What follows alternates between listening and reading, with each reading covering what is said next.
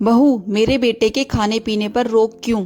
बस बस बस अमन, अब एक और गुलाब जामुन? बिल्कुल भी नहीं, रिया ने अमन को टोकते हुए कहा। बहुत खा चुके हो तुम।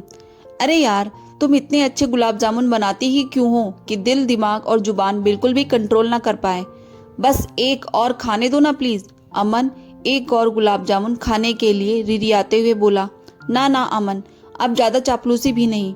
मैं समझ रही हूँ तुम्हारी चापलूसी, लेकिन तुम एक नहीं, दो नहीं, पूरे 3 गुलाब जामुन खा चुके हो। रिया ने आखिरकार जबरदस्ती अमन के हाथ में पकड़ा हुआ गुलाब जामुन वापस रखवा ही दिया। और जैसे ही अमन ने गुलाब जामुन वापस रखा, वैसे ही सामने से करुणा आते ही बोली, हद कर दी बहू, अब हमारा लड़का जी भरकर गुलाब जामुन भी नहीं खा सकता। मम्मी जी, इसमें हद वाली आखिर बात कौन सी हो गई? आपको पता भी है कि आपके सुपुत्र एक दो नहीं बल्कि 3 गुलाब जामुन खा चुके हैं और एक और खाने के लिए लालायित हो रहे हैं।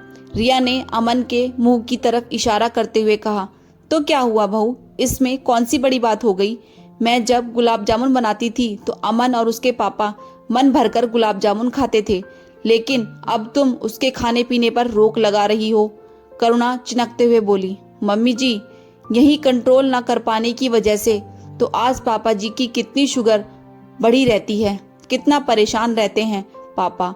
और आपको पता है कि अभी पिछली बार जब अमन का ऑफिस में रेगुलर मेडिकल चेकअप हुआ था तो इनकी शुगर भी बॉर्डर लाइन पर थी। क्या आप चाहती हैं कि इनकी भी अभी से ही डायबिटीज हो जाए? रिया ने शालीनता के साथ कहा। अरे बहू, शुभ शुभ बोलो। मैं क्यों चाहूंगी कि मेरे बेटा भी अपने पापा की तरह शुगर पेशेंट बन जाए? करुणा ने एकदम से रिया के मुंह पर हाथ रखते हुए कहा। तो फिर मम्मी जी, अभी से इनको अपनी जुबान पर कंट्रोल रखना पड़ेगा कि नहीं रखना पड़ेगा? रिया सोचने वाले अंदाज में बोली। सही कह रही हो बहू तुम। अमन को इस बात का ध्यान तो रखना ही पड़ेगा। अब मैं कभी तुमको अमन को कुछ भी खाने पीने के परहेज करवाने के लिए नहीं रोकूंगी।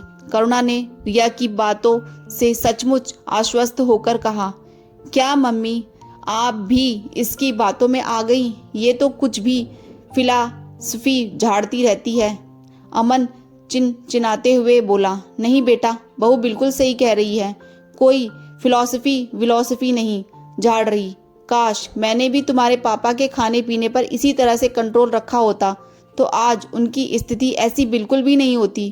खैर, जब जागो तभी सवेरा। अब से मैं भी तुमको ज्यादा मीठा खाने के लिए नहीं दूंगी। ये सुनकर रिया खुश हो गई और वहीं बैठे बैठे फिर से मुस्कुराते हुए सब्जी काटने लगी, क्योंकि वो भी नहीं चाहती थी कि अमन की कोई भी परेशानी बढ़े। दोस्तों, आपको मेरी ये कहानी कैसी लगी जरूर बताइए। Thanks for watching. Please subscribe my channel.